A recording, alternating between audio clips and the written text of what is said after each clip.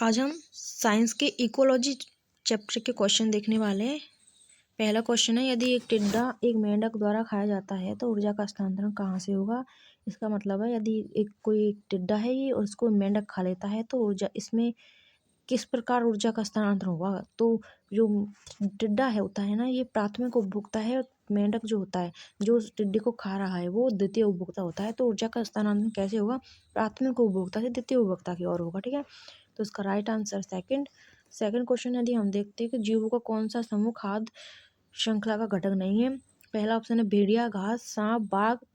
दूसरा ऑप्शन है मेंढक, सांप, चील, घास, टिड्डा।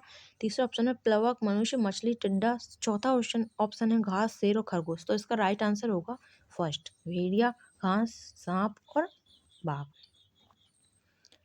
निम्नलिखित में से कौन सा एक गैर निम्नीकरण पदार्थ है। ऐसा कौन सा पदार्थ है जो गैर जैव निम्नीकरणीय पदार्थ है। तो वो है डीडीटी। जो डीडीटी जो है पदार्थ है वो गैर जैव निम्नीकरणीय पदार्थ है।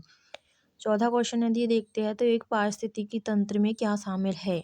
जो पारिस्थितिक तंत्र किसे कहते हैं कि जो जीव जंतु होते हैं वो पर्यावरण से क्या होते हैं, परस्पर संबंध बनाए रखते हैं। तो पर्यावरण में सजीव निर्जीव सारी वस्तुएं होते हैं। ठीक है, तो ये थोड़ी है कि सिर्फ सजीव ही होती है। ठीक है, ना ये होती है कि सिर्फ निर्जीव ही होती है। तो सजीव निर्जीव जो जीव है उनका क्या है, परस्पर संबंध जो होता है उसे ही क्या कहते हैं, पारिस्थितिक तंत्र कहते हैं। तो उसका सेकंड आंसर राइट है, सजीव जीव और निर्जीव वस्तुएं दोनों।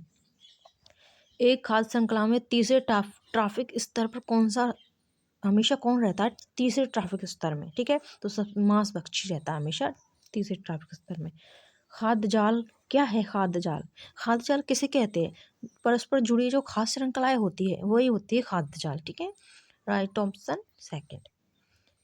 ठीक है, अब देख लीजिए 7 नंबर का क्वेश्चन है ना, इसमें वो 10% का जो नियम लागू होता है ना इकोसिस्टम में, कि जैसे किसी का जो मान ले टिड्डा है, टिड्डा है एक, इस टिड्डे को मेंढक ने खाया तो टिड्डे का जो 100% है इसको केवल 90% गया। ठीक है, फिर इसको केवल 10% गया। ठीक है, फिर इस मेंढक को सांप खाता है तो मेंढक की 10% में से उसको 10% जाएगा।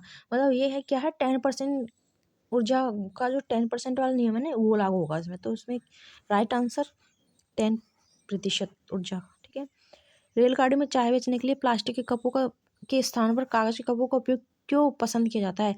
क्योंकि कागज के जो कप होते हैं ना वो जैविक रूप से विघटित हो जाते हैं, इसलिए इनको ज़्यादा पसंद करते हैं रेलगाड़ी में। ठीक है, उचित खाद्य श्रृंखला की पहचान कर लिए। तो उचित खाद्य श्रृंखला की पहचान हम करेंगे तो इसका राइट आंसर थर्ड, घास, कीट, मेंढक और सांप। ठीक है, टेंथ जो क्वेश्चन है ये है कि मनुष्य के यूवी जो विकिरणों है उनके अत्यधिक संपर्क में आने से क्या होता है। प्रतिरक्षण प्रणाली को नुकसान होता है या फेफड़ों को नुकसान होता है, त्वचा कैंसर होता है, पेप्टिक अल्सर होता है।